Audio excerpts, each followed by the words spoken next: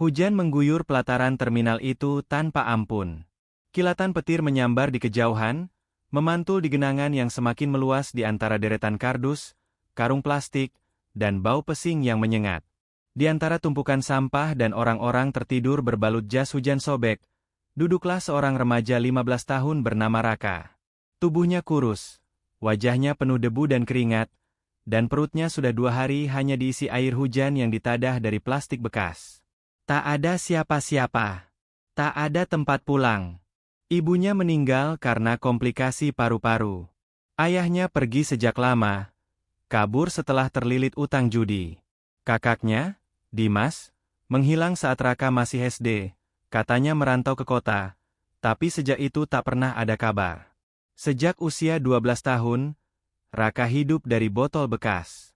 Ia mengelilingi pasar, terminal, dan tempat sampah untuk mencari apa saja yang bisa ditukar menjadi uang. Kadang-kadang ia mengemis di depan toko sembako, atau pura-pura bantu angkat galon hanya untuk sekeping receh. Tapi malam itu, tubuhnya menyerah. Kakinya luka karena menginjak pecahan kaca, dan ia demam tinggi. Di tengah hujan, ia bergumam, "Tuhan, kalau aku mati malam ini, nggak ada yang peduli, ya." Tapi malam itu bukan malam terakhirnya. Keesokan paginya, seseorang menendang kakinya pelan. Seorang ibu tua berpakaian sederhana, membawa termos besar. "Nak, kamu kenapa tidur di sini?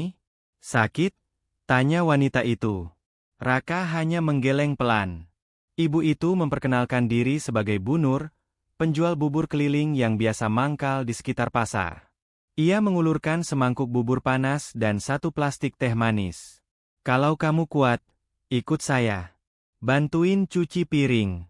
Nggak ada gaji, tapi kamu nggak kelaparan," katanya. Raka mengangguk. Dalam hati, ia hanya bisa mengucap terima kasih pelan, untuk bubur panas pertama setelah 2 hari kelaparan. Ia tidak tahu, bahwa momen itu adalah awal dari perjalanan hidupnya yang luar biasa panjang. Hari-hari berikutnya, Raka bekerja membasuh piring, menyapu halaman, bahkan ikut dorong gerobak jualan Bu Nur. Ia bangun paling pagi, tidur paling malam. Tidak pernah mengeluh, tidak pernah meminta lebih.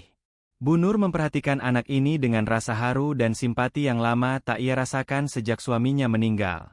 Setelah beberapa minggu, Bu Nur mulai mempercayainya lebih. Ia mengajarkan cara menanak bubur, membuat sambal, dan melayani pelanggan. "Kalau kamu mau belajar, jangan setengah-setengah. Dapur itu seperti hidup. Kalau salah urus, bisa gosong," ucap Bu Nur sambil menepuk pundaknya. Tahun-tahun bergulir. Saat anak-anak seumurannya sibuk sekolah dan bermain game, Raka belajar menakar garam dan memotong daun bawang. Ia diam-diam menabung dari tips pelanggan, menyisihkan setiap koin receh ke dalam kaleng bekas wafer. Tapi impian besarnya disimpan rapat. Punya warung makan sendiri setelah 5 tahun, Raka berusia 20 tahun dan menjadi tangan kanan Bu Nur. Mereka membuka cabang kecil di ujung pasar, dan Raka dipercaya menjadi pengelola. Namun hidup tak selalu naik. Suatu pagi, Bu Nur jatuh di dapur. Stroke ringan. Ia tak bisa lagi bekerja seperti biasa. Biaya rumah sakit menumpuk. Warung terpaksa dijual untuk menutup utang. Raka hanya bisa menangis di bangku depan rumah sakit. Saat semua terasa runtuh, Raka kembali ke titik nol. Tapi kali ini, ia tidak sendirian. Ia telah tumbuh. Ia telah punya keterampilan. Dan yang terpenting, ia punya tekad. Dengan sisa tabungan seadanya dan pinjaman dari beberapa pelanggan lama, Raka menyewa gerobak dan mulai berjualan nasi goreng di emperan toko yang sudah tutup malam hari. Hari pertama, hanya 2 piring terjual. Hari kedua, gerimis mengguyur, dan tidak ada pembeli. Hari ketiga, gerobaknya hampir disita karena dianggap mengganggu trotoar. Tapi ia tak menyerah. Ia terus mencoba, pindah lokasi, promosi mulut ke mulut, bahkan menempel stiker menu ke tiang listrik. Ia memberikan porsi lebih untuk pelanggan tetap, dan menuliskan pesan-pesan motivasi di bungkus makanannya. Hingga suatu hari, seorang konten kreator makanan mencicipi dagangannya secara tak sengaja. Video itu viral. Dalam semalam, gerobaknya diserbu.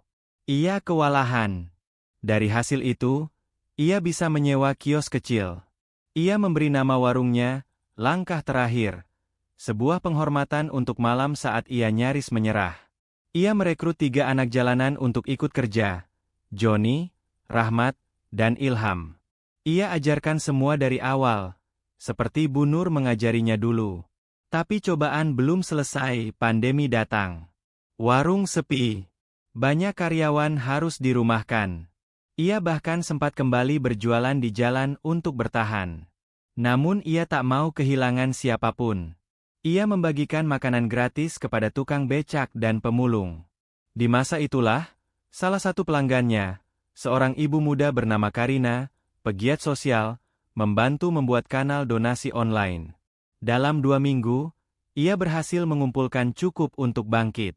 Dari warung kecil, kini ia punya 2 cabang. Raka menikah dengan Karina, dan mereka mendirikan yayasan pelatihan kerja untuk anak jalanan. Dalam sebuah wawancara TV nasional, Raka ditanya, "Apa rahasia kesuksesan Anda, Mas Raka?" Ia terdiam sebentar, lalu menjawab, "Bukan soal sukses, tapi soal tidak menyerah.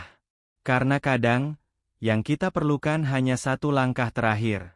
1 langkah, untuk melihat bahwa hidup bisa berubah. Selama kita tetap jalan, meski pelan." Ia lalu tersenyum dan menatap kamera. "Kalau kamu sedang di titik terendah hari ini, mungkin kamu tinggal 1 langkah lagi menuju kehidupan yang kamu impikan. Jangan berhenti.